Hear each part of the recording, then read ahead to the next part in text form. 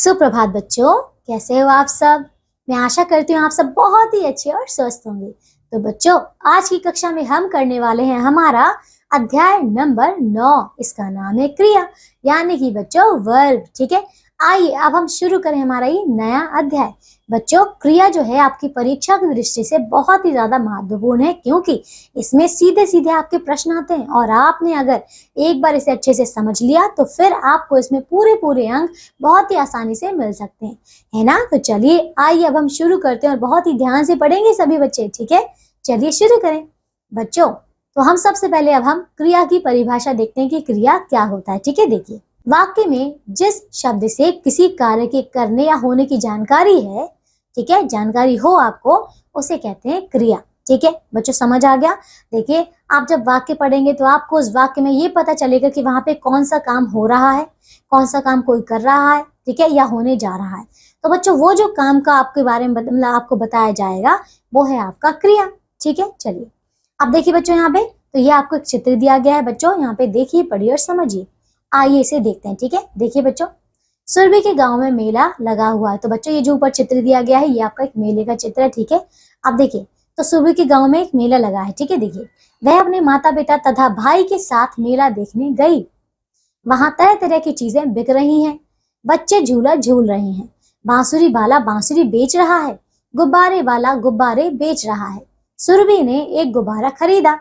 मेले में सभी बहुत खुश हैं। ठीक है ना, चलिए तो देखिए बच्चों, आपने ध्यान दिया होगा कि मेले में सभी कुछ ना कुछ क्रिया कर रहे हैं, है ना बच्चों। देखा आपने, देखा ना कि गुब्बारे वाला गुब्बारा बेच रहा है, बांसुरी वाला बांसुरी बेच रहा है ना। तो ये सारे क्या है, ये सभी कार्य ही है। ठीक है, देखिए वाक्यों में आए रंगीन शब्दों जैसे कि लगा हुआ है, देखने गई, बिक रही है, झूल रही है, बेच रहा है, खरीदा आदि शब्द किसी काम के करने या होने की जानकारी दे रहे हैं, है ना बच्चों। इसीलिए देखिए ऐसे शब्दों को हम क्रिया कहते हैं।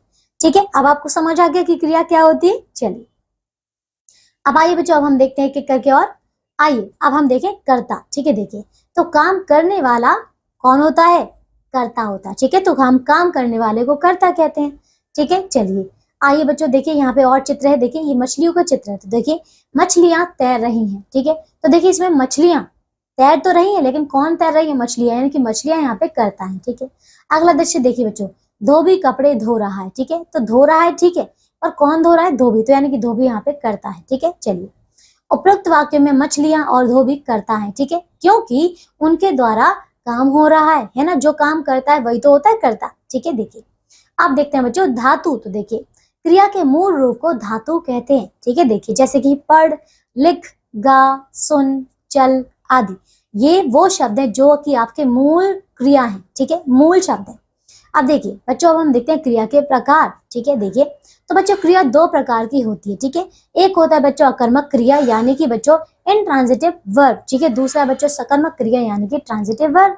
आइए अब एक एक करके इनके बारे में जानते हैं। ठीक है, देखिए तो पहला है बच्चों अकर्मक क्रिया। ठीक है, देखिए जिन क्रियाओं का कोई कर्म नहीं होता उन्हें अकर्मक क्रिया कहते हैं। ठीक है, जैसे कि देखिए बच्चा रो रहा है।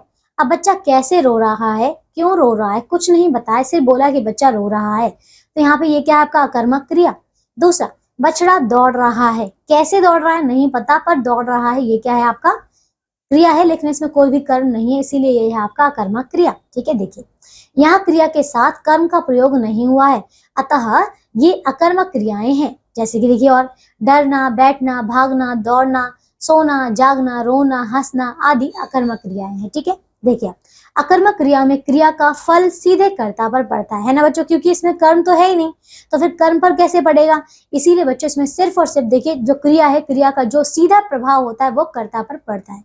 ठीक है, चलिए अब देखिए बच्चों दूसरा सकर्मक क्रिया। देखिए जिन क्रियाओं का कर्म होता है, ठीक है, उन्हें सकर्मक क्रिया कहते हैं। जैसे कि बच्चों देखिए इसमें उदाहरण है, दिव्यांश संतरे खाता है। देखिए खाता है, ठीक है, क्रिया है, लेकिन क्या खाता है, संतरे खाता है, यानी कि ये क्या है, इसका कर्म है। ठीक है, दूसरा दीपा गाना गाती है, ठीक है, पर क्या गाती है, गाना गाती है, तो ये भी इसका कर्म है। यानी कि बच्चों ये दोनों ही क्या है, इसमें सकर्मक क्रिया है। ठीक है, देखिए आप यहाँ क्रिया के साथ कर्म का प्रयोग हुआ है, अतः ये सकर्मक क्रियाएं हैं। तो बच्चों आपको समझ आ गया कि इनमें कर्म भी आया है, इसीलिए ये आपकी सकर्मक क्रियाएं हैं। ठीक है, देखिए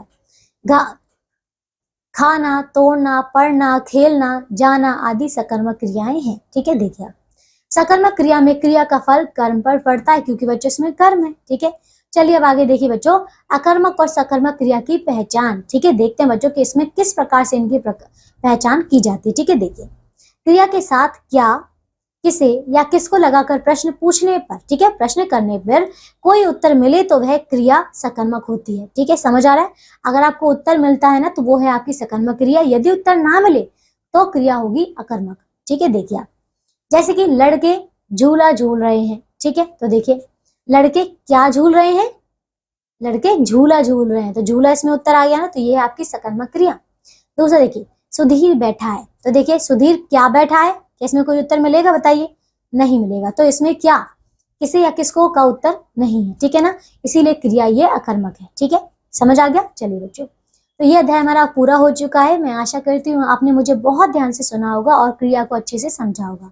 ठीक है, आइए अब हम एक बार इसे दोहरा लेते हैं कि हमने इस पाठ में क्या क्या सीखा है। ठीक है, देखिए वाक्य में जिस शब्द से किसी कार्य के करने या होने की जानकारी हो उसे क्रिया कहते हैं। ठीक है, काम करने वाले को कर्ता कहते हैं।